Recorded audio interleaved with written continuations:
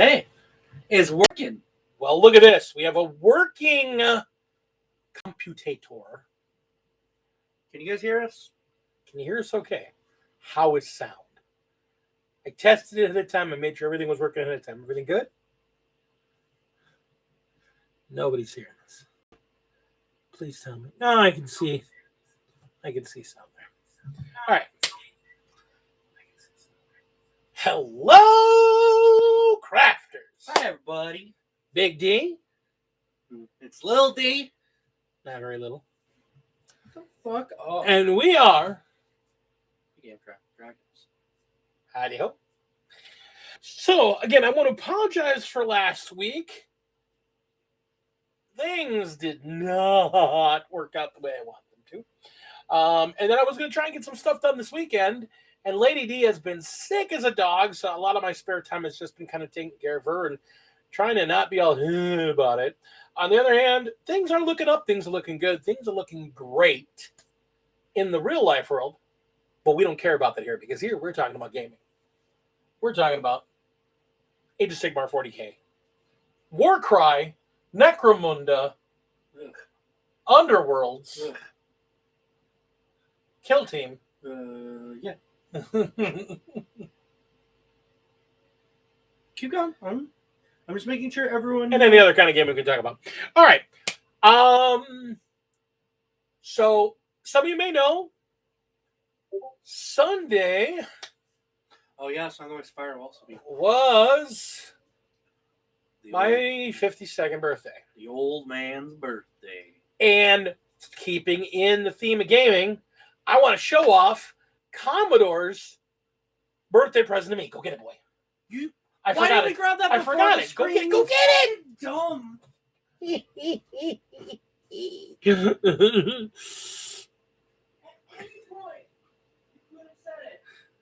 would have grabbed it earlier. You wait until we're on the air, me to run off and go grab your fancy fucking box. A Song of Ice and Fire, the Free Folk Starter Kit, which has... We're so professional, obviously.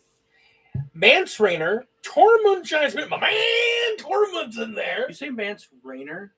Mance Raider. Raider, whatever. Mance. I know who Mance is. Lady Val, Craster. I hate Craster. That'd be great. He does sacrifice babies. Yeah, the bubbles. 2 Savage Giants, 24 Free Folk Raiders, 2 Raid Leaders, and 12 Free Folk Trappers. If you are familiar with this game, this is a great box. If you're not familiar with this game, go get a box and get familiar with it. I wonder if it's on TTS. I don't know. That could be cool. I don't know. But here's the thing I'm going to tell you what I like about this game. Let's talk about this real quick before we get into 40K content. A Song of Fire and Ice is a board game that plays like a war game. Song of Ice and Fire, not Fire and Ice. Hey, because it's supposed to be Fire and Ice. It just sounds better that way. R.R. Martin just... Okay, here's the thing. It plays like a board game that plays like a war game. And what I mean by that is we played... The first time I played this game, I played my Starks, which I already had, against Commodore's Lannisters. Fuck Jaime Lannister! Hello, Zane. I hate... It's good to see you. Zane! Hello, buddy. Good to hear from you. Good to see you. All right, so here's the thing. We played that, and we played the equivalent of about a 1,000-point game. Mm-hmm. And we played that in 45 minutes. Mm-hmm. Can you imagine playing a war game, a full war game, in 45 minutes when neither of you really know the rules? You're basically walking through the rule book while you're playing the game. And we got through it about 45 minutes to an hour. This is a great game. It's balanced, and the developers every 6 months go through and rebalance. And they look at what's going on, and they go and they update it on their app that runs with the game. And then you can easily get cards replaced because there's cards that come with every unit, and the figures are great. I mean, These figures are amazing. Oh, speaking of the games, I'm not busy Thursday and Saturday. Excellent. This week, that is. Hold this. Because, yeah. So if we want to do something those days. Well, Thursday Oh, yeah, you have your. is League. Yeah. But it's not really League. So we can take Song of Fire and Ice there and play that. That could be fun. I'd have to learn. You'll learn along with me. It's not I'd have hard. to build the army. You basically take a starter set and you play with it. It's really not that difficult. All right, so first off, the packaging is amazing. The army is very easy to put together. Secondly, it's all rank and flank. So it comes with trays. Yeah, this is the war game based off A Song of Ice and Fire, which is what Game of Thrones is based off. Right. There's an important distinction. It is not based off the show. It is based off the books. Right. So there's a lot of people that are in the game that are not in the show. And there are some different interesting things. Now, like I said, the first thing is that things come with trays. And trays matter because they've got a direction and flank. So if you take a unit and you get into somebody's side, you get bonuses, or you go into someone's back. So if you like rank and flank, that's built into the game itself. So is. Secondly, these figures are amazing. These are single cast, nothing to assemble figures.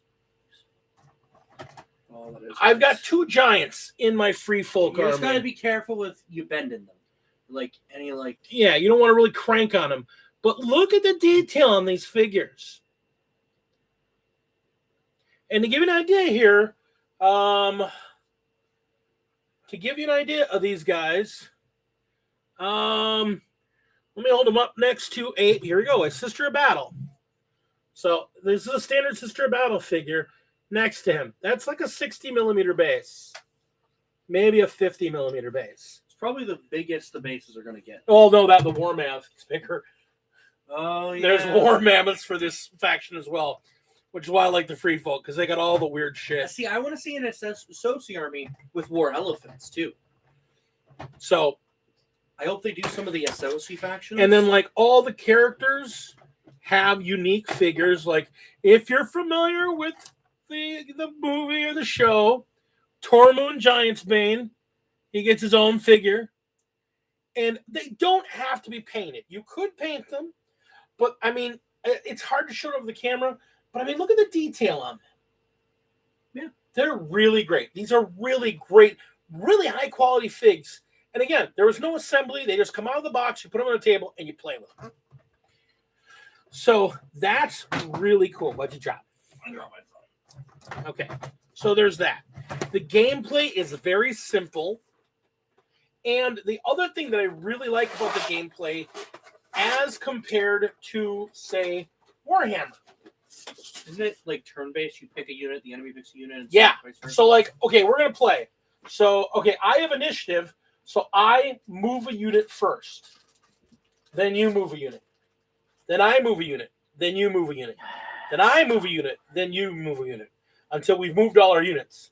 You need to close it because I Just put it down. We gotta take it out of the sleeve. Then we're gonna go to fighting. I'm gonna fight with this unit. Then you're gonna fight with a unit. Then I'm gonna fight with a unit. Then you're gonna fight with a unit. Then I'm gonna fight with a unit. And you're gonna fight with a unit. And we go back and forth. And that's every turn. So then that's a whole turn. Then we roll for initiative again. Who goes first? Did you go first? Okay. Then you do movement. Then I go. So it's like you move a unit, I move a unit, you move a unit, I move it. It's always you after it's all done, you attack it. So it's all back and forth, back and forth, back and forth, back and forth. It's really great. You get to react to things as they're going on the board. The missions are really laid out, really nice and simple. And the terrain is not 3D. It lays flat on the board, so you can see clearly where it is, and terrain has very specific effects. So I don't like that it's not 3D, but I like the fact that they rule it that way for the reasoning they rule it behind that way. So you could technically make 3D pieces, but it might cause some problems on the board itself. as long as the base fits the size, because it's all about the base and the size of the terrain. Is that what matters? No, I'm not saying that. But like, you can't move through those solid pieces. Right. That's the thing, because some of the terrain you lose movement going through, and some of it you lose movement going around, and because you're on rank and flank, that's why they have flat pieces. So some you can't go through, you have to go around. Some you can go through, you're slowed down. Some of them you go inside, hide in, and then shoot and do whatever you can from if you got a ranged unit. Yeah, that's why it wouldn't really work. Yeah. So, and I get that. It's a really fun game, though. Really, really fun. Very simple. Throwing handfuls of D6s all the time. Just a great, great game. You don't have the Night's Watch box, do you? I do not have that. I have 3 armies right now. I really want I to have play the Night's Watch. I have the starter box for the Free Folk, and I have the original starter box that covers the Lannisters and the Starks. Now, here's the other thing. That box, that's a full army in a box. That is a complete army in a box. You can get it like on Amazon for like $90, $80, $85. Mm-hmm. Not bad. Let's say you want to get another unit, like I want to get for my Starks specifically. There's a unit called the Mormont She-Bears. They're basically the women of the bears of the Bear Clan, the Mormonts, and it's their brutal women. If you've seen the show, that little girl, she's like that's why she's the way she is, because she's the leader of the clan, and that's the way they look at their women. So their women make these units called She-Bears. Well, you can buy that unit. I want to get some more giants for these guys. I want to get some Stark Archers. I want to get some who's the flayed dudes again? Flayed men. Yeah, what's the Boltons? The Boltons. I want to get some Boltons to put them in with my Lannisters. Every single unit, $35. Full unit, tray, card, and the figures, $35. Every unit's like this. If you want to get a hero, you don't buy one hero. You get a box. It's got like 10 heroes. Boom. Or like 8 heroes at least. Boom. And it's $35. And there's Lannister heroes, and everybody's got, armies have heroes. So it's really good. So you can kit your army out the way you want. You can play as big as you want. You play on a 4 foot by 4 foot square when you play. Mm-hmm. So it's a fun game. It's a lot of fun. It's a great play. So I cannot suggest it enough. I want to thank Jason Tick. Also, he's known as Tech Noir Studios. You guys have heard me talk about him. He's the guy who originally recommended it to me. He got both me and Commodore hooked. Commodore is in elbow deep, shoulder deep, kind of starting to get his head in there. He's so deep in this thing. Oh my God, it's Cinedave. Let's take a moment here and say hi to everybody that showed up. Cinedave, my buddy, I have not seen you in forever. So Cinedave, Zane, good to see you. Of course, Commodore's there. Yeah, there's some non-combat stuff too. There's all kinds of layers to this game. It's great. There are characters you can get that don't go on the field, but there's a whole section of the board that's basically the manipulations of nobles, called NCUs, non-combat units. Like when I played Starks, I had both Catelyn Stark and Sansa Stark up on the NCU. Commodore actually had Tyrion Lannister up on the board. So let's see here. Zane, I see anybody? My buddy Ben Carrasquillo up there. How we doing? Robert Evans. Master Kirschbaum, Tina Raven, good to see ya. I'm still here, guys. I'm just updating some things. Oh, Misadventures of Mr. Fish. Happy Tuesday to you too, sir. I am so glad you're all here. And yes, Stannis Demanus, he is playable. There's 2 separate Baratheon. Like the Baratheon thing, the real specific thing about them is that it's right after Robert was killed.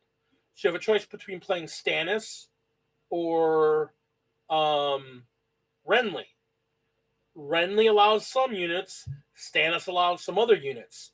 There are some units that can be played by either side, but there are some that can only be played if Stannis is your leader or if Renly is your leader. Like if you're playing Renly as your leader, you can get like the Knight of Flowers, and you can get the flower, the whole. What family is that? Tyrells. You can get the Tyrells. The flip side is if you're playing Stannis, you can get like Melisandre and the flame heretics and all those dudes. So it really matters what side you play. I was talking about the Boltons earlier. The Boltons are actually a neutral army, so they don't actually have their own box. They're basically, you can take them and add them to any army.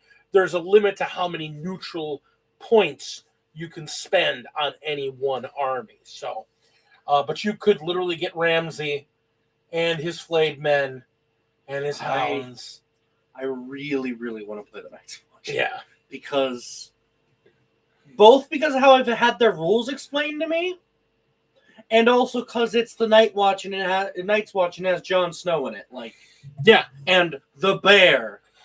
Oh, yeah, and that's the thing. I didn't even pull it out, like, because I get to my my Stark box. Like, the main leader I have for my Starks is Robb Stark.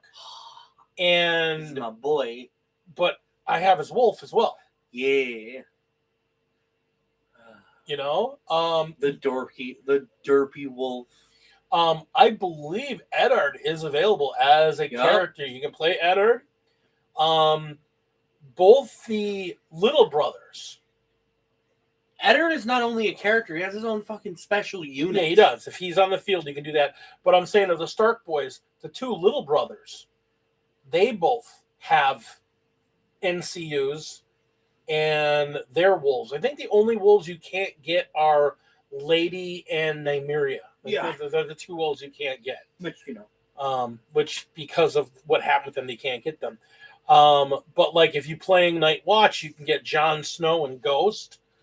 You can also get Daenerys and her fucking dragons. There are two versions of Daenerys. There's Daenerys Khaleesi, and Daenerys Mother of Dragons. Just all three dragons. Now they're only like this big. They're not the full adult dragons. They're like and they're still really powerful. Not gonna lie. They get a later version of Daenerys. It's just one dragon, but it's the mammoth. Yeah, I mean that would be cool. But I mean, if they're gonna do that at that point, then they're gonna probably need to release the dudes up north, the Night King and those dudes. Because they don't have that would be kind of cool. Yeah. That would be really cool.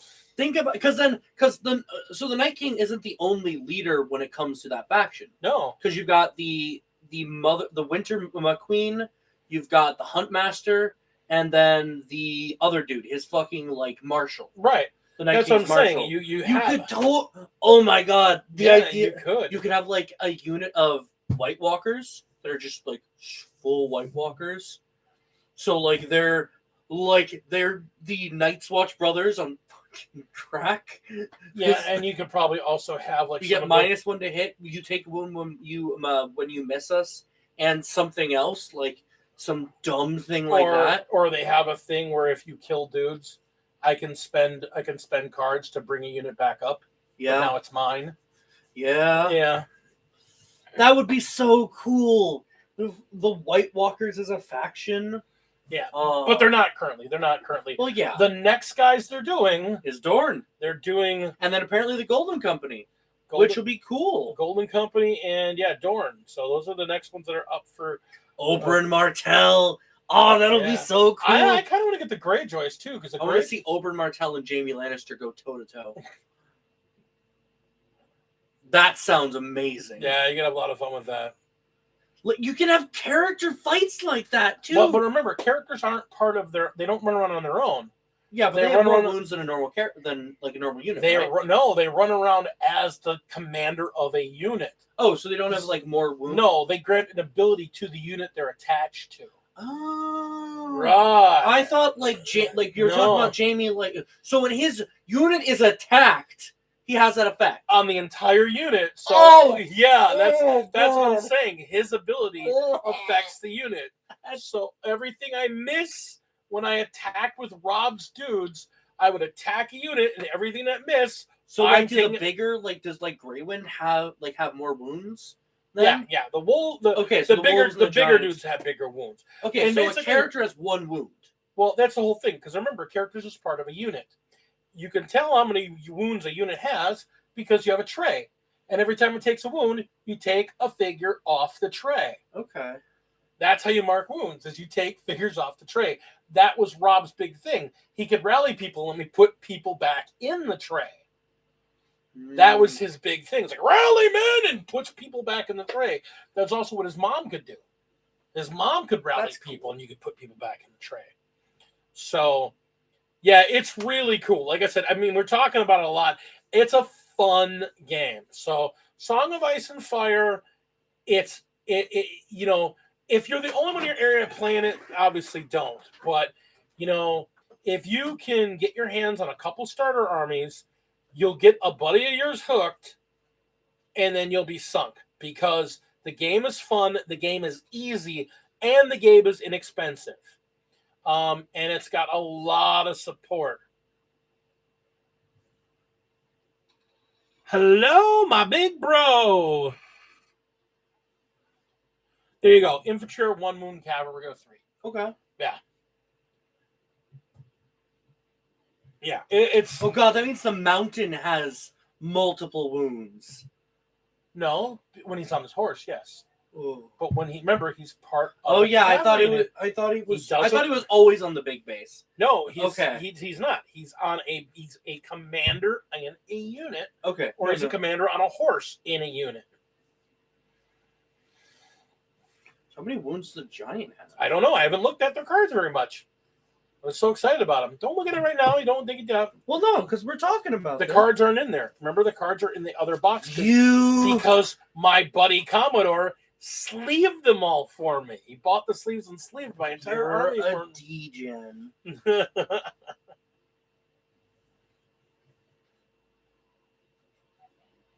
Yeah, I mean, that's the greatest part about it. I mean, it is a fun game. It is easy to learn. It is inexpensive. You buy 1 starter box. It's all you need to play. You can buy other units, but additional units are cheap. You can get as big or as crazy. You can paint them. You don't have to paint them. Hang on a second.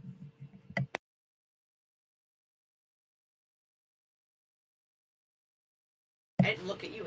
Sorry, I had a person that came up to me. I thought they wanted to talk to me. I just want to sit here and observe. All right, so enough about a Song of Ice and Fire. It is a great game. I give it 2 thumbs up. Commodore gives it 2 thumbs up. Technar Studios gives it 2 thumbs up. If you're in the Milwaukee area, get a box. Find an army, get a box. We'll play. If I won't play you, Commodore will. If we won't play you, Tick will play you. And he has apparently got, at the Franklin location, a regular Thursday night thing, which is why he never makes it to the league night, because he's got a regular Thursday night thing where he's got like 15, 20 people playing. So we may have to take a Thursday off and go up there and play with all these other people playing. Maybe. Be a lot of fun. Depends on how if I end up liking it, probably. Oh, But it depends on whether or not I have that day free. Because this isn't a normal thing. I normally won't have that day free. We can also get some games going on channel. Sure. All right, so Song of Fire and Ice, great game. Let's move on. All right, now we missed last week's thing, so let's talk about it real briefly. Dataslate came down. Dataslate came down and punched Custodes right in the nads. Custodes are done. I mean, Sucks. they're great for casual play. I'm not going to say that they're not. They're still tough army. They are great for casual play. Because regular armies and regular people playing are going to have a hard time dealing with them. They did not. Get fucked. They did not deserve as hard as they got punched. There were 3 things they could do to them. I think there were 3 things that were done to them. I think 2 of them were enough. They could have done any 2 of the 3 and they'd been fine. Doing all 3 really just kind of jammed them up right in the nuts. So I don't like it. I don't like what they did to them. I think they overcompensated. No army deserves to get nerfed into the round until they're not playable anymore. And that's the thing. They're not playable. They're, like I said, they're in a competitive game. If you're a good Custodes player, they'll still be playable. The big thing that they hit them with that a lot of people are feeling is there was a lot of their stratagems that they turned into once a game rather than once a turn or once a phase. That was huge. The other thing they did was they hit them with the Bikes lost OBSEC. And then, Bikes losing OBSEC was huge. And then they hit them with the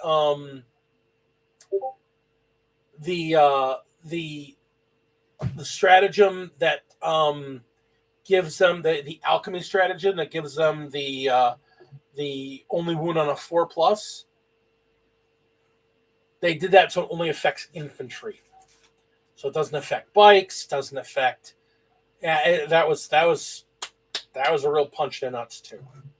So they were overcompensated against, in my opinion.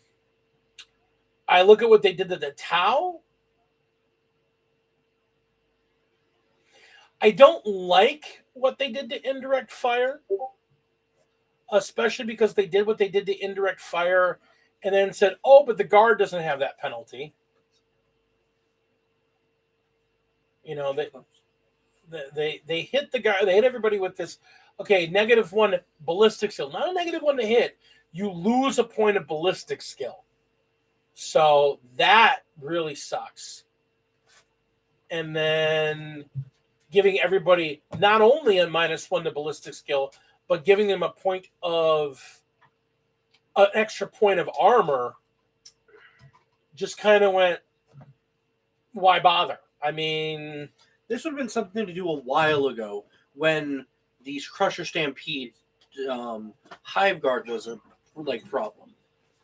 Yeah.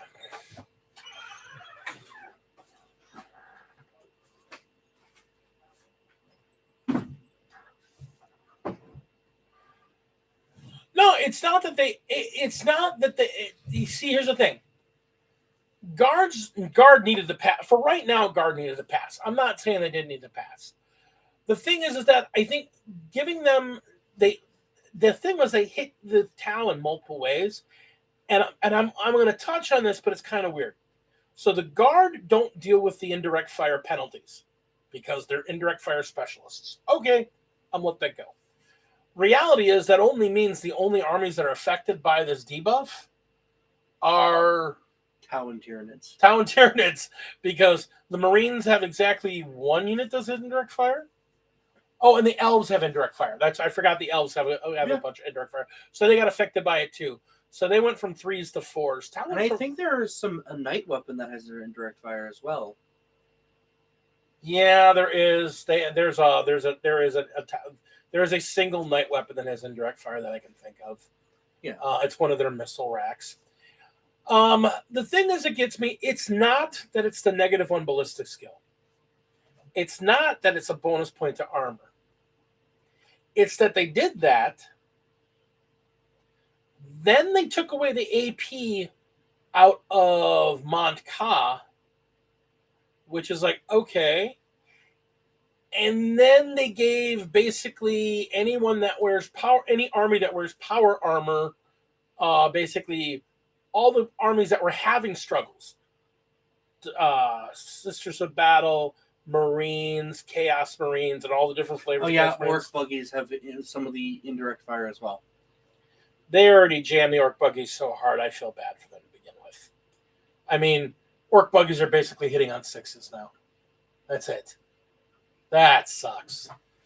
I mean, Orcs got nerfed and they weren't even involved in the fight. Like, what happened? I mean, literally, it's like they're not even involved and they got jammed up. Yeah, I mean, indirect fire needed something because indirect fire has been a problem in a lot of ways. But I don't think it needed fucking 3 different nerf bats to it. And that's the thing. I think if they had just gone, okay, guess what? You get an extra point of armor versus indirect fire. Yeah, that'd be fine. That'd or have been fine. that would be fine. Or like the -1 to ballistic skill. That One or the other would have been fine. yeah, because then in that case that makes sense. Like if you can't see them, it should be harder to hit them. But then they should be able to give you spotter. You should be able to have spotters. I could see that, but that would still. That used to be a thing, though. That used fair. to be a spotter. And I think but then at that point, then I don't think the -1 ballistic skill is enough if they have the spotter thing as well. Right, but that's what I'm saying. Because they didn't give the spotter thing, but they gave them both the minuses. Yeah. Now, if they had the spotter thing, I could be fine with both the minuses. I think that'd be fair. Yeah. Even if you had to take a unit to go, I'm going to spend an action to act as a spotter. I would even be cool with that. Yeah, that could be. I have to spend an action. We can't shoot right now because I'm acting as a spotter. Fine. It just means you have to put an infantry unit in specifically to act as spotters. Oh, look. Pathfinders suddenly have a use again. Yeah. I would be putting Pathfinders in an army. Here you go. I'm going to put Pathfinders in. Which would be cool. Which would be great. So, by doing that to indirect fire and then taking the -1 AP out of Monka. Okay, so you basically made me. I'm not going to complain too much. You're basically making me change the way I play my army, which is fine. I have enough other good guns that I now have to just look at. All my indirect guns get chucked on the pile of I'm not using them much anymore. I just have to find a different way to play my army. That's okay with Tau. Yeah, but they're not worth the points for that option, Commodore. That's the problem. Like, they really aren't. Just point for point. Pathfinders aren't worth it. In my opinion. Some people make Pathfinders work for them, and I give them all the props they can. I tried playing Pathfinders. I don't... Honestly, by taking indirect fire out and then taking core away from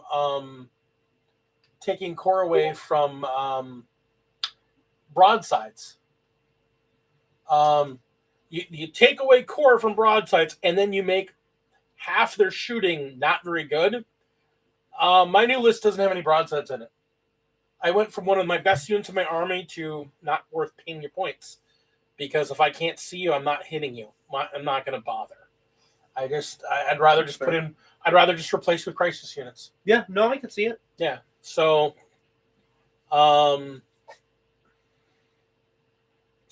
unless you're playing like the Tau, none of the railgun units are worth playing anymore. It's not the biggest deal, but it's because everything else they got hit with at the same time.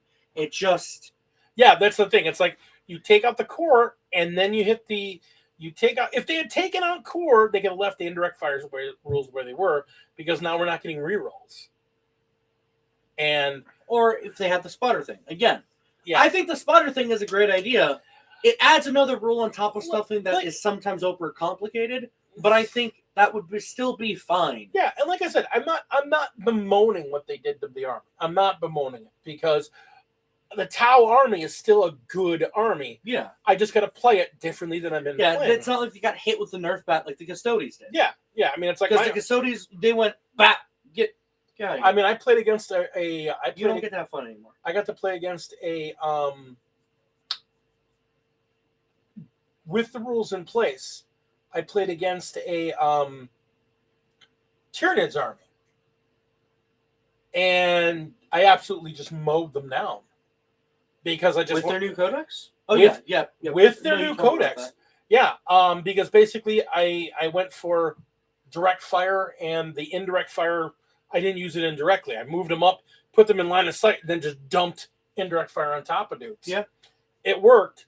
So they went from being a long range option to being a short range line of sight option, just extra dice. I'm throwing buckets. You're never gonna have long range line of sight. No, not on the tables these days. No, so I'm just gonna run them up, drop them, because they all have fly. I'm gonna sit up on top of the third story of a building, look down at the guys behind the building that I can look directly at, and go, here, have a bunch of shots. Yeah. And then again, I'm not complaining about what they did to Tau on a whole. Yeah, it's like they did all these little things that just made me go, I got to completely change the way I play the army. That's okay. I just had to completely break down everything my army does and kind of push it back together and go, what still works? Yeah.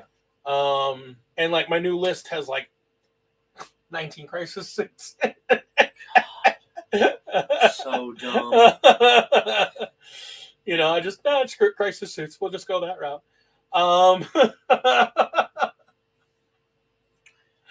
You know, Because I think the problem is that like it's not about making armies viable and competitive, but it is partially about that too. Because the point of balancing a game around its competitive scene is so that the competitive players are going to be the ones that are going to break your game. yeah, That is how it works. That's why you balance around the competitive scene. You sadly can't really balance around the casual scene. That's how it is. and you know, the flip side is that's why I make the point. Custodians will be fine in casual play. People who play Custodians are going to have a fine time playing Custodians. They're still tough as nails, and they can still take a beating. They can still take a hell of a beating. And to be honest, if you're really good with your Custodians and you know how to play your Custodians, you'll work it out. You'll figure it out. You just got to know that you're going to be very specific in the way you use some of your abilities now. Yeah, it's not like when you're trying to run Chaos Space Marines. It doesn't matter how good you are with your army. Yeah. Yeah. So, sorry, just. And that's the thing. Like I said, it's they nerfed the Harlequins too. And the nerf they did was actually pretty. You were the one who was saying that like it was one of the two nerfs was really good. The Harlequin light mask, or whatever they call them, they had an ability that basically you could count their entire. If you had one dude in your army, you go, all right, my entire army is 6 inches further away from you when you measure. That's some bullshit. I just go, my entire army that's within the bubble of my range is 6 inches further away from you than it was. Now he gets to go, okay, this unit is 6 inches further away. That does. That fixes a lot. And they increased the price of their grotesque gunboats by putting them up to at least a more reasonable point level. Although they're still not. They're still. I mean, they're still so much better considering than their what cost is worth. Considering what they did to the Port Orcs, yeah, I think it's still kind of broken. Yeah, especially. But then again, that point stuff has been a problem every time a new codex comes out. Because, like, what were we talking about the other day? Tyrannid Warriors. They're how many points per model? How much is an Intercessor? 20 points a model? Something like that. How much is a Tyrannid Warrior? I don't know. 20 points? Okay. The Tyrannid Warriors' weapons are better. Their stats are better. The only thing that's worse is their armor save. And you know what? That's how I shot him off the table. Okay. But honestly, be honest with me.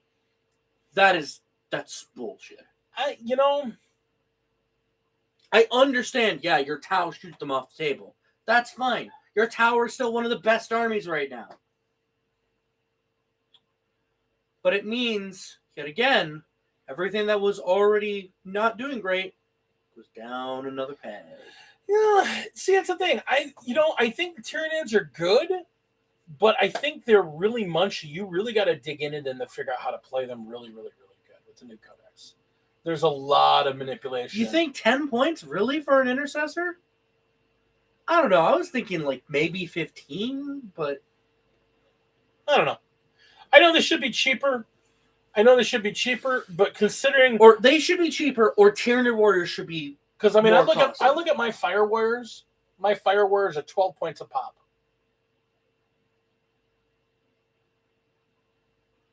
Four up, 4 to hit,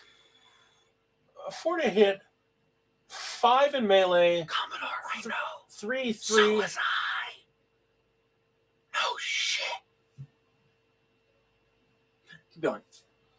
That's what I'm saying. My Fire Warriors are 12 points a pop. And they're 1 wound, so They're 1 wound. They got crappy stats. They have a good gun. That's what their benefit is. Yeah, but you're also paying for the gun when you pay for the model. Right. They have a good gun. I like breachers. Because when you pay for... I don't run any breachers in you my pay army. for an intercessor, you're paying for the gun, too. I have 6 units of breachers. I don't run any of them. Why? Because crude are better. You were telling me! You were telling me! Troops are Crude are garbage. They are garbage. Crude are garbage. They are garbage. You know what they're good for? Holding objectives. And fighting. Performing actions. Do your job. I'm a crude. I stand here. I wave the flag. That does kind of suck that that's the role of infantry. That's the role of troops right now, unfortunately. And I agree that is kind of an issue. But, I mean, I like the fact that the way you play the game in 9th edition is far more interactive than it was in 8th. Interactive? Compared to what 8th was? 8th edition was, hi, line up, clear the board for guns, and you're all dead. I don't know about that, bud. I'll be honest, Steve. That's the main problem I've heard people talk about. As 9th a edition. Space Wolf player in 8th edition, my Space Wolves got shot off the table before I even got to touch you with a but that was because melee in 8th edition was the problem. In 9th edition, the problem is everything's the problem in 9th edition. Yeah. I mean, what are you going to do? Everything's a problem. If I get you into melee, I'm going to take you off the table. If I get you into shooting, I'm going to take you off the table. Oh, wait. You mean everybody kills everybody in this game? Yeah. But no, that's one of the main problems I've heard about 9th edition is that it's not interactive. No, you can build an army that's not interactive. And that's the one thing they try to nerf as quickly as they can, which is why the whole buggy thing was broken. I'm not going to lie. The buggy thing. And indirect fire is never interactive. That's, I mean, an indirect fire army. That's why Hive Guard. That's why Tyranids was Hive Guard. Well, the other problem with Hive Guard is that the Hive Guard with indirect fire were cheaper than the Hive Guard with direct fire, and the indirect fire was a better gun. Yeah. Like, how does that work? Yeah. No, yeah. See, but it doesn't matter. But it doesn't matter anymore because Hive Guard are terrible both ways now with the new book. Yeah. So who cares? They're terrible. Well, I've heard that all the stuff in the Tyranid Codex is at least good. I've heard the Hive Guard aren't worth their points. Warriors are, though. Play some warriors. Yeah. Oh, I wonder why the 3 wound, more attacks than Astartes, more strength, more toughness unit is worth more. Because I can shoot them and they only have a 50-50 shot of surviving my attacks. Just saying. Yeah. And they shoot you with their gun that is better than the Space Marine gun. Although, with Armor of Contempt, that's not true anymore. No, it's still better. -2 AP. It's still better than a bolt gun.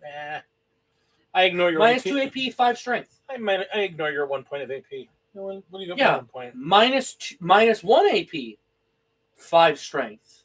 Still better than a fucking. You play too much. I think they're fine, honestly. I haven't really played it. I gotta play them a few more times to give you a real honest opinion of them. Right now, they seem fine. They died really easy, so I don't know what to tell you. Oh man, I shot them off. You're also playing Tau, and Tau are ridiculous. Well, yeah. Oh man, the shooty army shoots people off the table. Who would have guessed? I mean, and we're not even the best shooty army in the game. Because apparently, the SQUATS are the best shooting army in the game right now. Oh my god. All right, so let's get into SQUATS here. 5 movement. Yeah, about what I was expecting. 3 ballistic, 3 melee, 4 toughness, 4 strength, 2 attacks. At this rate, they're going to give fucking Imperial Guard 4 strength. Well, I know Catechins have it. So 4 up. So they're basically Space Marine Scouts. Yeah. I mean, they're basically Space Marine Scouts, which are slow. They're slow Space Marine Scouts. They're slow Space Marine scouts. Honestly, I don't think there's any problem with their balance. I just think, I from think, a lore perspective, it's dumb. They should be 4 toughness. They should not be 4 strength. I disagree. No, like straight up, they're not as strong as a Space Marine. I disagree. But lore-wise, they are not. That is how that is. I disagree. Because they are raised in high grav worlds. They were genetically designed to work in high grav worlds. That's why they have a 4 strength and 4 toughness. No, they don't have. They shouldn't have 4 strength. 4 toughness is fine. I agree with 4 toughness. I haven't said before. I think 4 toughness should be where they're at. Do you want to know why there's an issue? Why? Do you want to know why there's an issue? What kind of die does Warhammer use? I know. D6. I get it. D6. The D6 is the problem. If Warhammer wants to fix their core issue, you know what they do? What? They throw out the D6s and fill the boxes with D10s. The hell? And they spread things out to D10s. We'll never do it. Or no, because no one will buy D12s. No, they come in a box. And then you can buy the boxes, or you can buy the boxes of... Yeah, but what else are D12s useful for other than Warhammer? That's no. Think about that. Okay. So with D6s... So that's exactly what Warhammer wants. They got a quarter of the market on buying D12 dice kits. That's fair. That's not... That's GW's... Using the D12, that's GW's freaking niche market right there. We're going to sell you useless dice, just like we used to. Remember? Oh, yeah, they used to have hit dice. Yeah. And scatter dice. But you had to get through them. So now? Again, they'll never do it. We'll go to D12s. They would fix 90% of their problems if they went to D12s. It's fair. You want to charge? Fine. You roll 1 D12. You want to advance? You roll D12, divide it by 2.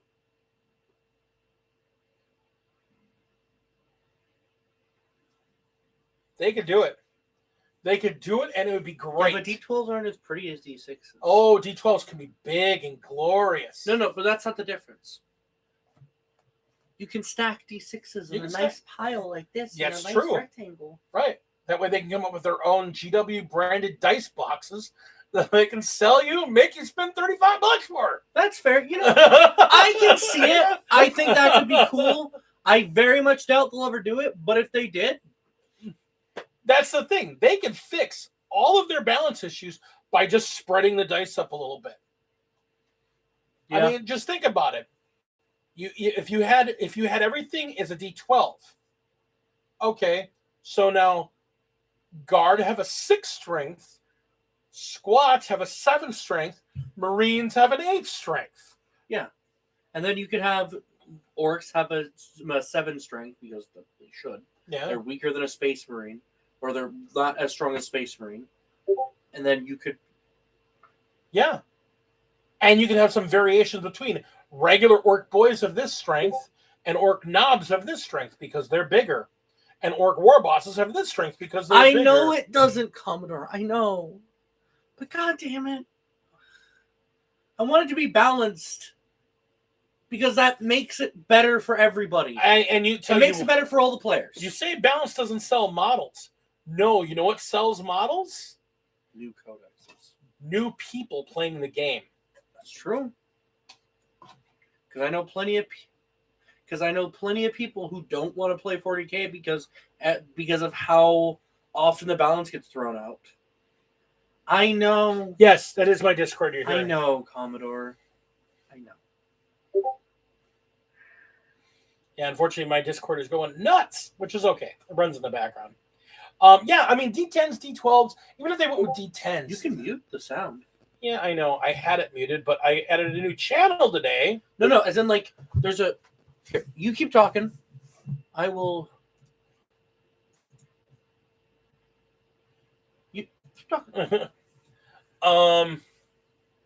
So, I mean, if you went to D10s, D12s, you could seriously, or even want to get better, you double the stats, but instead of rolling a single D6, you roll 2D6 for every attack. And you got to get the number higher. So you get more average rolls. So having something at a 7 is good, but because they'll average that a lot. So, there's a lot of ways you could fix it. You could fix it with some dicing. And then ballistic skill, you could actually vary ballistic skill. Yeah. Like, a lot. Because it would be how low you roll, or like it's still the same thing. You got to roll the number higher. Yeah. So like you could make like an Eldar 3-up, like straight up, like a 3-up ballistic skill, because that makes sense. Honestly, like 3-up or 4-up, like something like that. You could have a difference between the Tau ballistic skill and the guard, because guard could have a 6-up, or a 7-up or whatever. Yeah, and Tau would have one lower. You could really make some differences and have it as a 2D6 system. And if you keep the D6s, yeah, we can send specialty D6s, and we can still do D6s or D12s or D10s, whatever. Bigger dice allow for more variance. Now, admittedly, the Grognards would lose their freaking minds Fuck them. if you changed the dicing system. Oh, I'm sorry. Did I say that? Did I say that out loud? Fuck the Grognards. But I'm not wrong. Yeah, they would lose their minds. And honestly, they're not bringing new people into the game anyway. Exactly. They're chasing people away. Like the Grognards on the Reddit for 30K, that made me go, okay, I'm quitting this Reddit now. I don't want to talk to you guys anymore. Because I have this great idea. We're going to move into the next phase here, because Warhammer Fest is coming up, and they're making all these big announcements. Mm-hmm. And one of the big announcements is the big one, the Saturday day of the 4-day Warhammer Fest. Mm-hmm. The Saturday is dedicated to Horus Heresy 2.0. Now, Horus Heresy 2.0, the big thing we do know, it's coming to plastic. Horus Heresy is coming to plastic. It's moving out of the realm of Forge World and moving into mainstream. One of the things we know is they're going to have the triple tier box set. Just like 40K, just like Age of Sigmar. There will be a starter set, a medium set, and then a big set. That'll be that. Please don't push that. You're going to get black paint everywhere. No, I didn't realize those. that is literally a pump for black paint. Wow. So that's one of the things they're going to be showing off. They're going to show off that box. I want to play Horus Heresy. Yeah. I know the rule set's a real pain in the ass. But I figure if I go in with 2.0 and start then... They might overhaul the whole rule set. That's what I've been hearing from those channels. I don't know how much they're going to overhaul it, because the people that like Horus Heresy like that edition. They like the last edition of basically 7th edition rules, because that's what Horus Heresy is based on. Yeah, but no, I was hearing they were talking about 8th edition style... 8th or 9th edition. They would lose a lot of people if they did that. Honestly, I really think they would. We're going to have a lot of people that just still play under 7th edition rules. So that being said, I really want to play Horus Heresy. Yeah, that's the point. People want new people to buy in. They don't remember what we have heard countless times. They don't care about their old players. They want new players. Well, and that's true. And honestly, that's been the one thing keeping me from playing Horus Heresy, is that the rules are really complex. Yeah, army they building. Do 9th edition style rules. It would be rough. They would have to do 9th edition rules, but they'd have to have fire arcs, because that's a big deal with Horus Heresy. Vehicles having fire arcs and whatnot. Maybe that's a big deal for the game. That's actually a really big part of the game. Maybe it'd be interesting to see. But as I was saying, I want to get into Horus Heresy. And I want to do word bearers. Because why choose the lesser evil? I'm going to go all in, baby. Word bearers the whole way. I don't know what I'm going to play. But here's the problem I have. Mm-hmm. You know what the word bearer's armor looks like in the Horus Heresy? It's like white. No. No, yeah, it is. No, that's world leaders. No. No, word bearers are not all white. I can tell you what it is. There are two choices of armor for the word bearers. Pre-heresy army. It's lead belcher. The entire army is lead belcher. The shoulders are black. The rest of the army is lead belcher. That's it. There's nothing to the army. Oh, right. No, you're right. I'm not gonna lie. Look at that shit, though. But that's pre-heresy. Yeah. Okay. So it's basically all metallic. Then once they actually get into the split and the heresy happens, they go to red. All red. I have that figure. Very nice. They're all red. Like the Blood Angels. Like, I think their red looks really good. well, here's the thing. I want to do the red. But I don't want to just do an all red army. Yeah, it's red and silver. Yeah. No, it's red and silver. Yeah, it's red and silver. I want to use the colors, but I was talking with a couple people, and it's funny because Heresy allows for some customization. Like, I'm a veteran unit with a very specific guide. Now, within the word bearers, there's a bunch of guys called the Redeemers. There's another bunch of guys called the Anointed. They're part of the word bearers. They have a slightly different paint scheme, but they're still part of the word bearers. They're just a named unit within. And in the modern 40K, they're what we would call a successor chapter now. Like, the Redeemers are literally a set of... Yeah, because I'm not the biggest fan of the wolves for 30K. I just don't. I'm not. I like the shoulder. I don't like the rest of the arm. Yeah, I don't like the gray. Like, that version of gray just doesn't. Well, so here's what I want to do for my guys. I want to call my guys the Anointed Blades. Or the Anointed Flame. So I'm going to use them in Word Bearer Red. This is kind of what I want to do. Yeah. I kind of want to do little wolves. So I'm going to do them in one half of the bot, do the split armor. Because I like the idea of doing the split armor. Mm-hmm. So I'm going to do one half in Word Bearer Red. And do the other half in Lead Belcher. So it's still their colors. And still keep the shoulder pads black with the gold or silver rim. But just do it, instead of doing it all red or all silver, split it in half. Oh, that's the other thing. There is a kill team, like homebrew thing someone did for Horus Heresy kill team. Okay. I think that might be fun to mess around with. Yeah. Because that would just be fun. I don't know what I want to play for Horus Heresy because I partially want to make. See, part of me wants to make a loyalist army. Part of me wants to make a heretic, like some If I do like heretics, I'm gonna go Luna Wolves. I don't like Sons of Horus color scheme. I don't like their green. Okay. It's not my thing.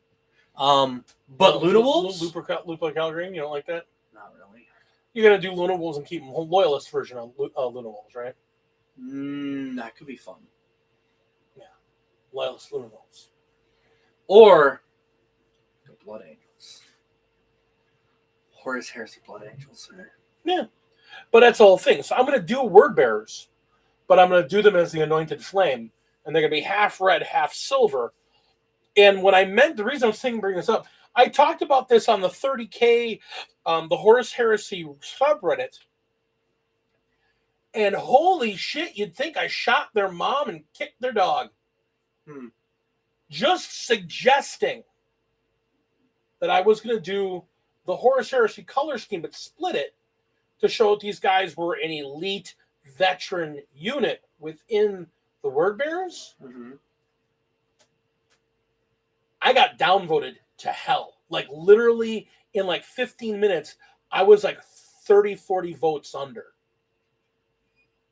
And everyone was like, this is heresy. You don't mess with color schemes. No. It's your figures, but that's dumb. Blah, blah, blah. I'm like, dude, I'm going by their lore. I'm going to be putting books and skulls and flaming books all over their stuff. I'm going to put all kinds of heraldry on these guys. but I want to kind of make them my own army too. And these guys lost their damn minds. All of them just like, that's not what Heresy's for. So you're saying anybody who plays Word Bearers should all paint their figures exactly the same? Wow. That's crappy. It is my problem with that time period and with people who play in that time period is that was the whole thing. 90% of. So here's the thing. I talked to some local players that play 30K because there's a very large 30K group of players here in the local area. Mm-hmm. And they were like, dude, that is really cool. Like literally they're like, dude, you're gonna back it up with the lore and you're gonna have like their symbols and their crests and all their heraldry and stuff on them. I'm like, yeah. And in the couple of the chat channels I'm in, I put up a picture of what I want their one standard bearer to carry. I think I showed you that picture where it's a standard bearer holding this sign, and the sign is Latin. It's like, this is the era of sin, destroy the face of humanity. Yeah. It's this beautiful saying. It's a little bit of a joke because the saying I took it from, I changed a couple words to make it about the God Emperor, but it was literally from a piece of Catholic Church propaganda that's anti-trans. Yeah. So I changed it a little bit to do it that way. Yeah. So I'm like, I'm going to do this for my Word Bearers army, and I think it's going to be great. And I've got an old 1993 plastic Land Raider I'm going to use for them. I've got a 1993 Rhino I'm going to be using for them. I've got a 1993 las cannon turret Predator that I'm going to use for them, specifically all the really old marks of stuff. I'm going to be using one of the old metal chaplains for them.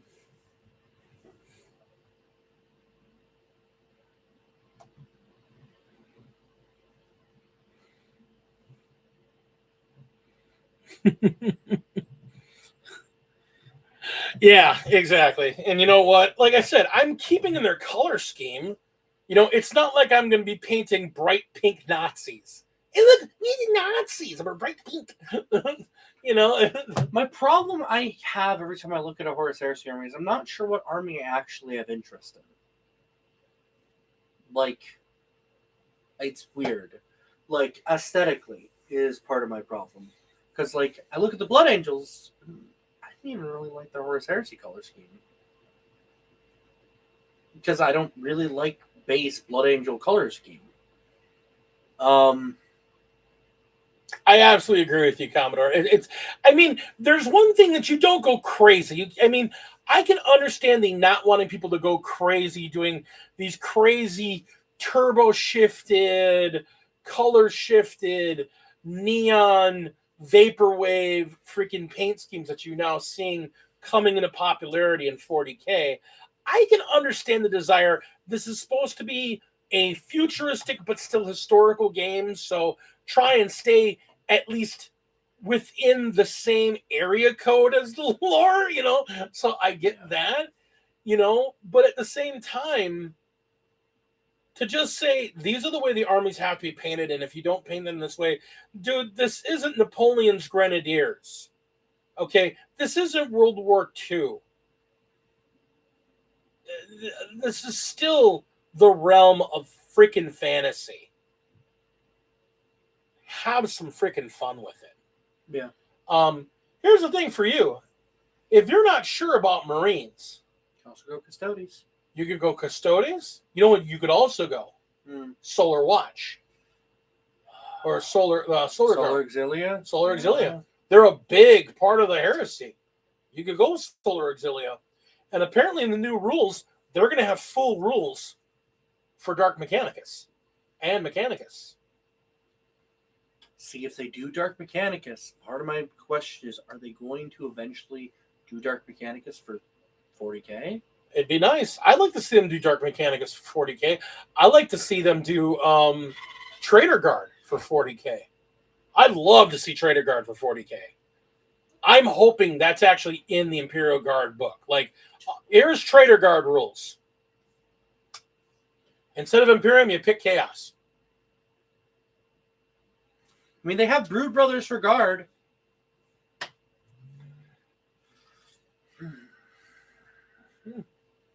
That'd be cool if that was a thing. Like, you could like pick the keyword and go, "Oh, Dark Mechanicum" instead. Yeah. Like Brood Brothers have for guard. Well, I mean, here's the thing. They let this thing slip about the Knights. I don't know if you saw this in the rules. The new thing with Knights. Imperial Knights have fucking chaplain abilities. And... No. I mean, yeah, they got that too. But the other new thing about Knights, I could take a Knight and include it in an Imperial army. One Knight, put it in an Imperial army. You told me. I don't break rules. I could take one Imperial Knight or one Chaos Knight and stick it in a Chaos army, and we're good. We're fine. We're not breaking any rules, so everybody still gets their abilities. Apparently, Knights are getting the thing where you can pick one Knight in an army and play it. So now that makes me look at my Death Guard with that one Nurgle Knight I have and go, oh, which would be cool, baby. That's the thing you could play. You could play Knights. You can play Knights in Horus Heresy. I know, but I don't like Knight armies. Knight armies don't make sense. They don't work. That's not how Knights work. That's not how Knights work in 40K. In 40K, but in 30K they do. That's fair. But I still don't like that Imperial Knights are their own, like, you run them as a full army because it's dumb. You don't So deploy, then you run Knights with you Solar... don't deploy full... So then you run Knights with Solar Auxiliary. Which would be cool. There you go. That would be cool. See, that's what I'm saying. I'm sorry, Commodore, but that is how it works. Knights don't deploy alone. Like, Knights don't, like, go, oh, we're just running Knights. Knights go, okay, there's, like, 1 or 2 Knights, and they drop down to support a Mechanicus regiment, or a Guard regiment, or a Space Marine assault. For as cheesy as it was in 8th edition, the Rusty 17 and the Loyal 32 were actual more lore accurate than I'm going to drop 12 Helverins down and play that as an army. Oh my god, I freaking hate that army. There's a current army that's running around with Knights. It's 12 Helverins. It's like some are Moiraxes and some are the War Dogs and some. Oh my god, it's the worst. I'm sorry, Commodore. No, but I'm not actually sorry because no, it doesn't make sense. Imperial Knights, but you should thank Commodore. Say thank you to the Commodore. Thank you, Commodore. Look at this. He's got such a nice chin. Cleaned up his. Look at these chops. Commodore cleaned up his chops. He looks so good. Look at this boy. He's got big old chops. Hey, Al. Look at him. He's got chops like yours. Look at these. Look at them big old chops like you had. Okay. Chop. But households don't have 4 Knights. Households have 1 or 2 Knights. And then maybe a bunch of Armigers. Maybe. And they're not going to deploy them all in one battle. You're not going to go, we throw them all at one battle, because you know what happens? The enemy army doesn't engage with their forces. They go, oh, our starship in orbit bombs you from orbit because you put all your Knights in one basket. Ben knows what I'm saying. That's how it works. That's how the lore works for fucking fighting with Knights. And it's dumb. I'm sorry. It's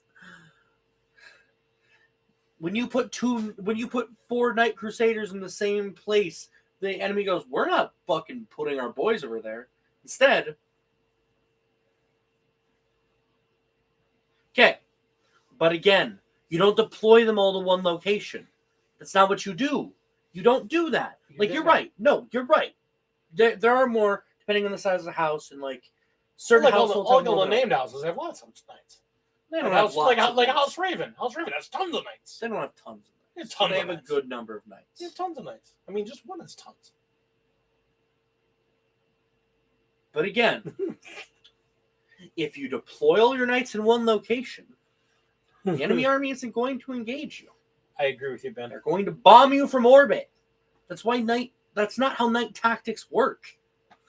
Should Ben saying that? Shut the fuck up. Look at the chops. Look at the good chops. Like, I understand what you mean, Commodore. And I love Imperial Knights. Not like I do. I actually have Knights. I enjoy Knights. Greatly. I love Imperial Knights. I love Chaos Knights. I think Knights are cool because I have a thing for Knights in fantasy and medieval stuff. So having Knights in fucking sci-fi setting is awesome. I want a Mars Warlord Titan. I want a Mars Warlord Titan. The problem is, I need an FDM printer so I can get one. Is that Knight tactics? You don't. It doesn't make sense. It really doesn't. I'm sorry. Because of how Knights are written lore-wise, that's why. You say that, right? But you know what else doesn't make sense? What? The fact that Space Marine chapters, Space Marine chapters don't make sense, but Custodes fighting Gene Stealer cults on Terra, yeah. But there has to be some logic because there if you is have no, there is logic. No. There is logic. Let me respond to this man first. If you don't use some level of logic, then there's no point to a setting having any rules. When the logic becomes so out there that it feels pointless, that is the problem. You're missing the logic, Tom. Mm-hmm. You know what the logic is, right? What? Go give me one of my Knights.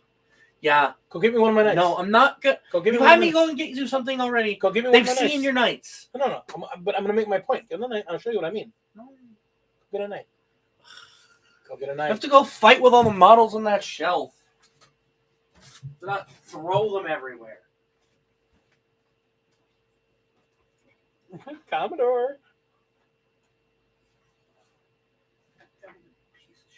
Garble. All right. Your Knight. Okay. So,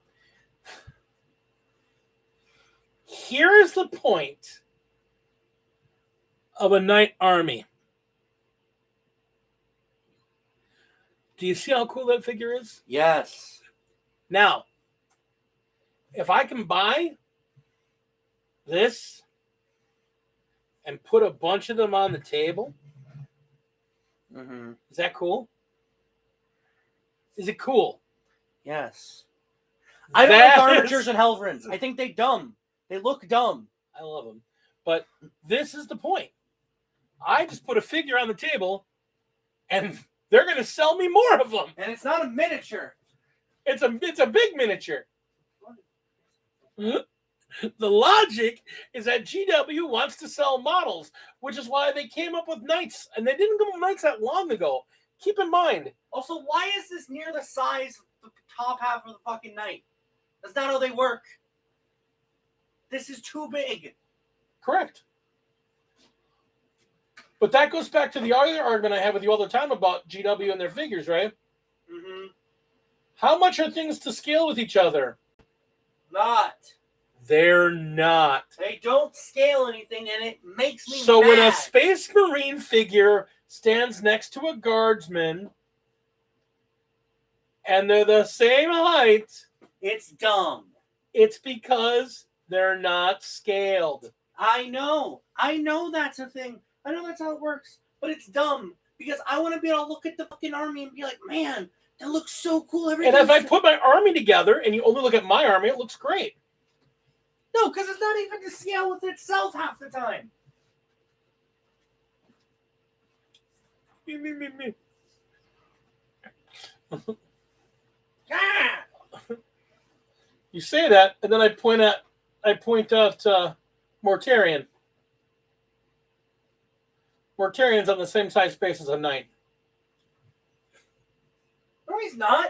No, he's not. Yeah, he is. No, he's not. The fuck he is? He's on a smaller base. You need to look again. He's on the same base as a Knight. No, he's not. He's absolutely not. Just from the shape, I can tell you it's a different base. You look at those bases again and tell me that's the same base. Okay, put the big Knight down and pick up a Helverin. Yeah, but you said a Knight. I did say a Knight. Is a Helverin a Knight? No. It's a bullshit. Yeah. I hate it. I hate you. Also, it's almost the same size as a Redemptor. He might actually be the same size, and that'd be dumb if that is the case. No, not just barely. He's smaller. I mean, he's bigger. Just slightly, he's bigger than a Redemptor. Yeah. So that means an Armature's the same size as a Redemptor. No, an Armature's a little bigger than a Redemptor. Which, that's actually a little reasonable, to be entirely honest. Like, but that's because Armatures are just, like, thin, tall dreadnoughts. That's all they really are, like, when you look at them lore-wise. Okay. Like, that's all they really are. Now, they should have worse stats than a dreadnought. They don't. Which they don't. Because Armatures are less effective and weaker than dreadnoughts. Because they're meant to be a single just dude that is piloting it with a man. And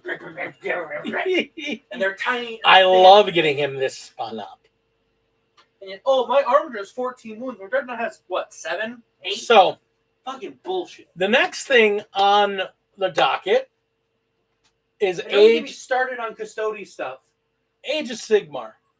Oh, look. We're talking about Age of Sigmar now. So, Age of Sigmar. Fuck Age of Sigmar. Come over and sit down. Age of Sigmar. I've got to play it a couple times lately. I'm going to be playing it again this Saturday. Hello, I'm back. I'm a grumpy D. A little grumpy D. I'm going to be playing my Stormcast. I've been messing around with some Stormcast builds, looking at what figures I have to put together army. Give me the box. It's right there. You don't even have to go get anything. So this is going to be a large part of what I play. And none of it is painted, and I am ashamed of myself, but I haven't painted anything that wasn't... Fucking D-Gen, that's why. So I'm going to be taking a lot of the stuff that's from the Dominion box. I'm basically going to play everything that's in the Dominion box because that represents probably about like 1,300 points.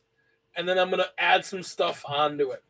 So I don't know if she's going to be good for play, but I love this figure. I thought you said it was like 1,700 in that box. No. It's like 1,300 plus I have to add some stuff on.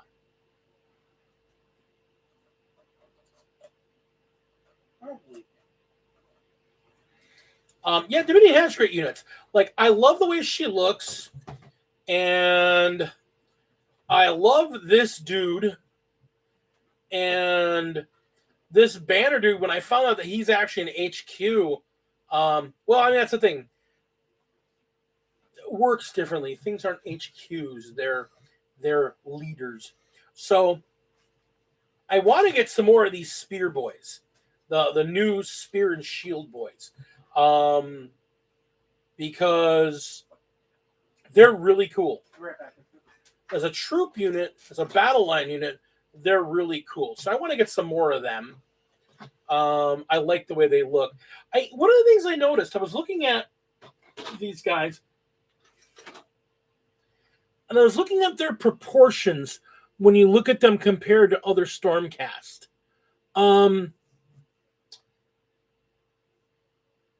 They're still heroic scale because they're tall, but they're not as fat and thumpy. They're actually like proportioned.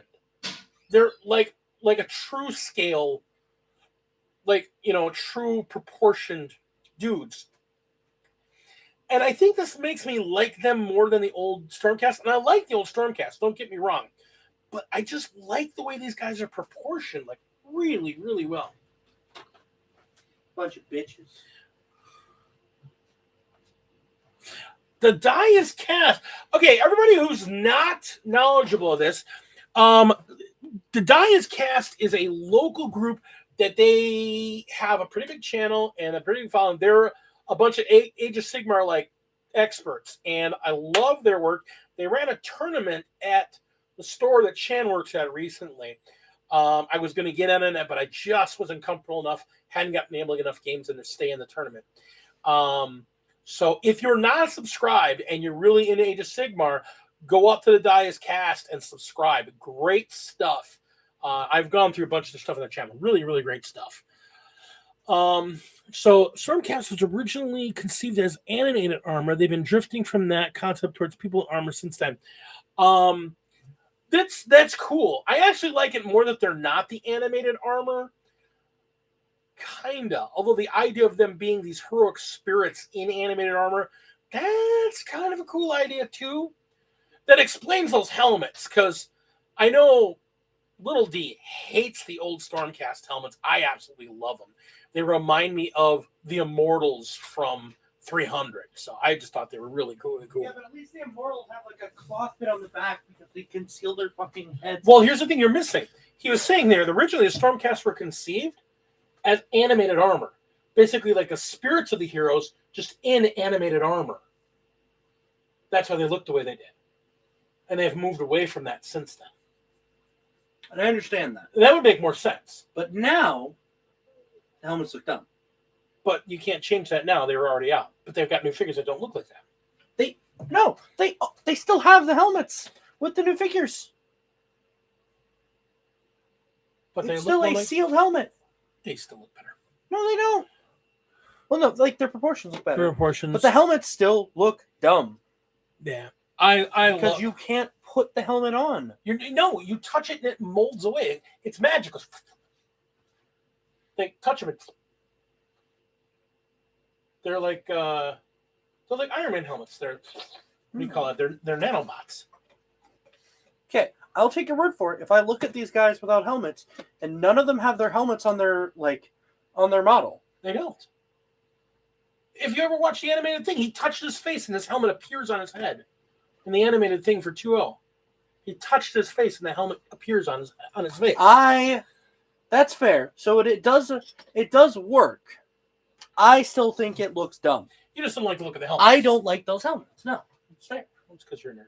No, I just don't like the helmets. But you like the Sanguinary Guard helmets. Yeah, because you have the ability to take them on and put them off. But they look like just a head on top of their head. Because they have hair. Yeah, and they look weird. They look weird to me.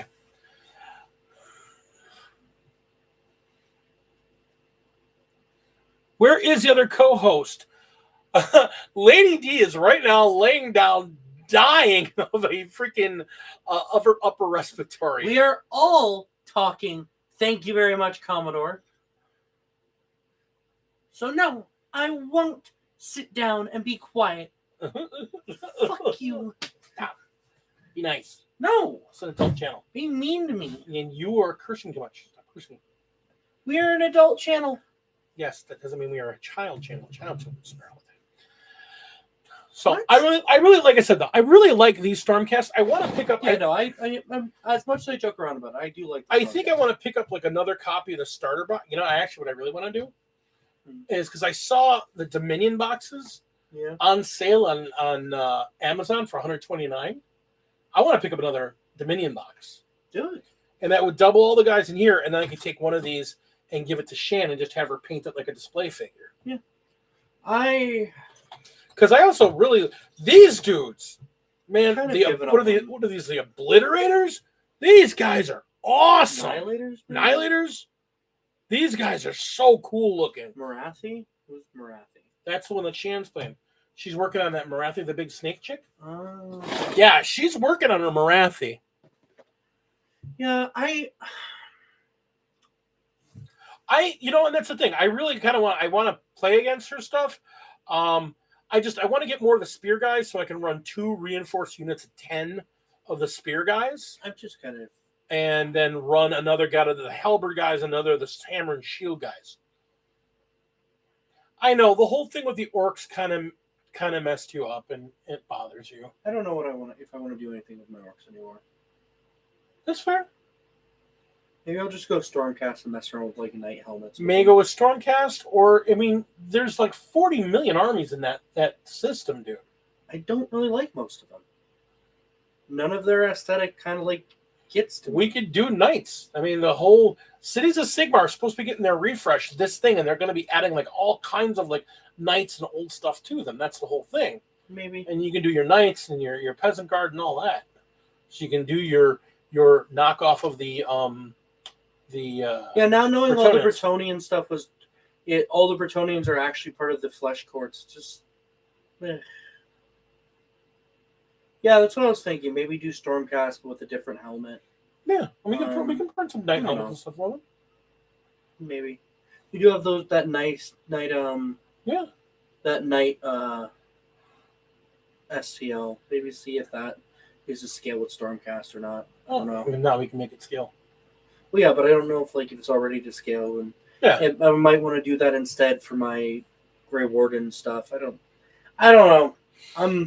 Yeah, Solar Core Forge, another great The problem provider is, of like, helmets. part of me wants to do 40K, but I have no interest in any of the armies for 40K. They're currently, Right, doing well. But Chaos Marines are getting their codex really, really, really, really, really soon.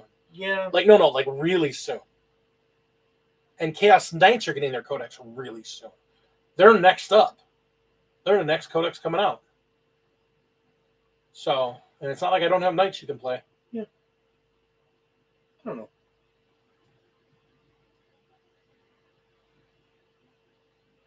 You can play Song of Fire and Ice. Yeah. That too. Get you to play some Baratheon with Renly's boys. Play the Knights of Flowers. No, I wanna play the Night's Watch.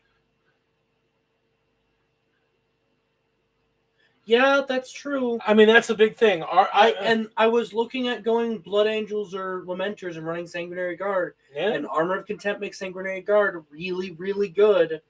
Actually, Armor Content makes all Marines. Well, yeah, but focusing on Sanguinary Guard. Well, yeah. Sanguinary Guard. Well, that was the whole thing. Like a Blood Angels army went 5-0 and won a GT like 2 weeks ago. Like the first week, the Armor Contempt went live. They won a freaking. Because part of me wants to do a Sanguinary Ancient, do the full 3 units of Sanguinary Guard, Sanguinary Ancient, Sanguinary Priest, Chapter Master. Just make a death machine of Sanguinary. Oh, was that army before Army of Contempt? Armor of Contempt. Wow, that would make them just gross right now. Yeah, I mean, you could just go all out and just go really heavy into in the Blood Angels. I mean, I've got the bits for a lot of that and whatnot. We could probably Or just go Space Wolves. I don't know. I'm in a rough place. you do Dark Angels too. I mean, Dark Angels, you like Knights. Dark Angels are Knights. Yeah. And you can do Terminators and then dudes on bikes. Yikes on bikes. Yeah. I don't know. I'm figuring it out. I know one of the armies those Blood Angels played against was a Tau army, and they absolutely, absolutely destroyed the Tau army they played against. I remember looking that up, and I was like, "Who?" That was one of the things I asked. And I saw they played a Tau in the finals, and they just absolutely ran rampant on Tau, because of that -1 to hit. They just took their Sanguinary Guard and just got them all up on the Tau. Yeah, because think about it. Sanguinary Guard, -1 to hit, -1 to your AP, 2 wounds. Well, this each. was before AOC, so they didn't have. Well, yeah, but now, Sanguinary Guard, -1 to be hit in melee. Yeah, 2-up armor save. 2-up armor save, so they're -1 to be hit in melee. They have a 2-up So armor even save. if you're hitting them with a -5 AP weapon, they're still getting a 6-up. Yeah. And remember, if they got the Sanguinary Priest with them, they also have that Feel No Pain. Yeah. Yeah, I mean... And the Sanguinary Ancient gives them more attacks. Being near the Chapter Master gives them more attacks. You could go absolutely berserk on that.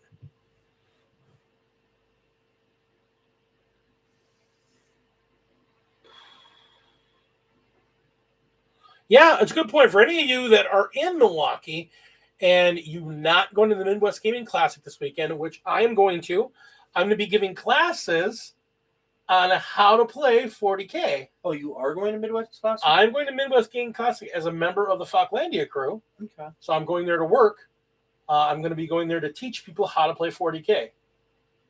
So I'll be going both days teaching people how to play 40K. Lady D is going to be going to the Midwest Gaming Classic on Sunday and giving people painting classes. She's going to be running some painting classes for new players there, new painters. But if you're not going to the Midwest Gaming Classic, go to Falklandia and bring Age of Sigmar Army. It's Tina's birthday. Happy birthday, Tina Raven. But go there and play some Age of Sigmar. I think it's a great idea. Conventions aren't for everybody.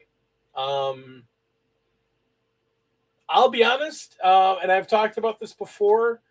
I've been around big crowds for a bit, so I have a little bit of anxiety about Be careful, wear a mask. Oh, I'm going to be wearing my wolf mask all weekend.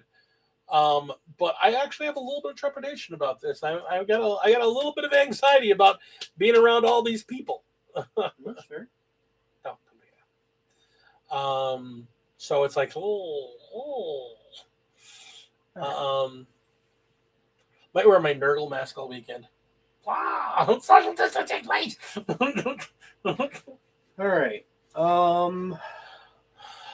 right. So, I want to give a big shout out. Again, if you are not already a subscriber, please go to the Dias Cast and subscribe to them, please. I am about a half dozen subscribers away from 700. So if you're not subscribed, please subscribe. If you are subscribed, hit that thumbs up. Ring that bell. I'm going to try and get another piece of content later this week where I open up issue number 6 of Imperium Magazine and we take a look at the aggressors that are in this week's issue. Also, I want to give a big thank you and shout out to my patrons. Inquisitor Zane, we saw tonight. Joe Bookish, James Brown, Mithros Kushranada, Greg Tesh, the Master Modeler Alex Drake. I know I'm forgetting somebody, and there's another middle tier person I'm not remembering, and then I got my 2 top tier people, the lovely Pirate Phoenix and the Commodore. I know I'm forgetting somebody. I'm feeling bad because I'm trying to remember who it is. Greg Tesh, Mini Warmut. Oh my God, how can I forget the amazing Mini Warmut? So a big shout out to all of my patron members. Thank you so much for joining us tonight. We appreciate you. Remember, people, it's not about winning or losing. It's about gaming and having fun with it. Yeah. Pick up a game, roll some dice, play with people, enjoy your stuff, keep it epic. I'm Big D. Wilby. We're the Gamecraft Dragons, and we want to thank you so much for joining us tonight. We will see you in the future. Game on. Get the you